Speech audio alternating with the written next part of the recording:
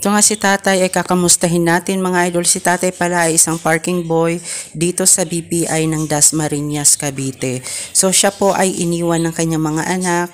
So pangalawang interview na natin to ngayon mga idol. So kamustahin natin siya kung kamusta na yung lagay niya ngayon. Tara.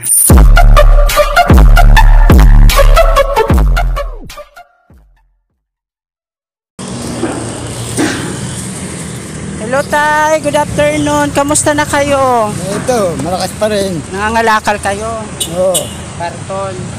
Dito lang ako sa PBI. Nagpaparking yung mga kotse. Ngayon, holiday, walang pasok. Nagpasiguro baka lumis na ako. Kaya dito lang ako sa labas. Bawal ako pumasok sa loob kasi nandun ang pera sa ATM eh. ATM. Dito pa rin kayo nagbabantay. Oo. Kumusta yung anak nyo, tay? Wala na. Kanya-kanyang pamilya na. Pinabayaan na talaga kayo? Hindi naman lang kayo pinamusta. Wala ka na rin balita sa kanila kung nasaan.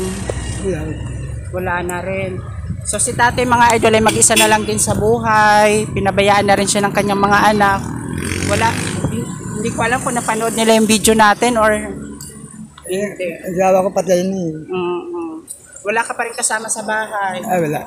Ako lang po mag-isa. Mag-isa lang to si tatay sa bahay mga idol. Wala na rin siyang asawa. Ano yung sariling bahay nyo naman tay? Kung hindi kayo nangungupahan. Ilaw at kuryente na lang. Yung tubig. Naputulan ako eh. Naputulan kayo ng tubig. Nag-iigib na lang kayo sa kapitbahay. Bibigyan kita tayo ng grocery. Binibigyan na lang ako ng binibigyan na lang ako ng kapitbahay. Huwag kayong umiyak tayo. Wala kayong sasabihin sa anak nyo. Malay mong panood niya ito.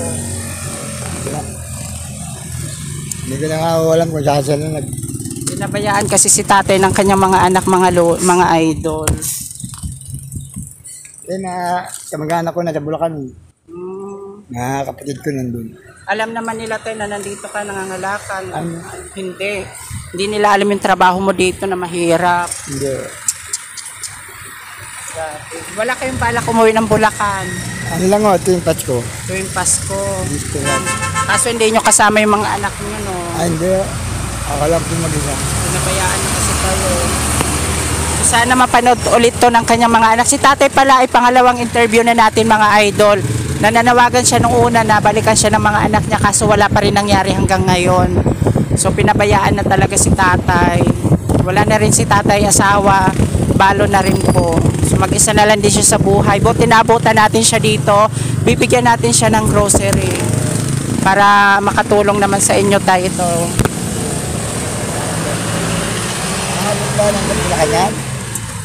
Opo, malay nyo po mapanood. Batiin nyo po yung mga kamag-anak nyo.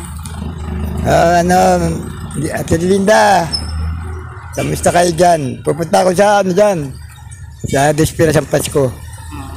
Kasi dito lang ako naghahanap buhay sa PBI ng bangko. Malapit na rin magpasko, per months na. Nagpa-parking lang ako. Kapag wala kayong parking, nangangalakal kayo. Opo, pagkagabi, sa gabi lang. Para may mapakain din kayo. Opo. Para bili ng pagkain. Opo. Salamat po sa inyo. Sa pagka-interview nyo, salamat po. So ito tayo bibigay ko sa iyo. Wala ka nang panawagan sa mga anak nyo. Malay nyo panood pa nila to. Wala na. Wala na. Kamusta na lang sila? Sana nasa mabuti silang kalagayan. Kahit pinabayaan sila. Lahat ako, kahit na hindi nyo na ako makita, dito lang ako sa bayan ng Dasmariñas. Makikita naman nila ako eh. So nandito yan si tatay sa may BPI Dasmariñas Bayan po. So nagpa-parking siya dito. Tapos pag walang parking, nangangalakal siya. So ito tayo para sa inyo, para makauwi na rin kayo ngayon. Salamat po. Thank you tayo ha. Salamat. Ingat po kayo.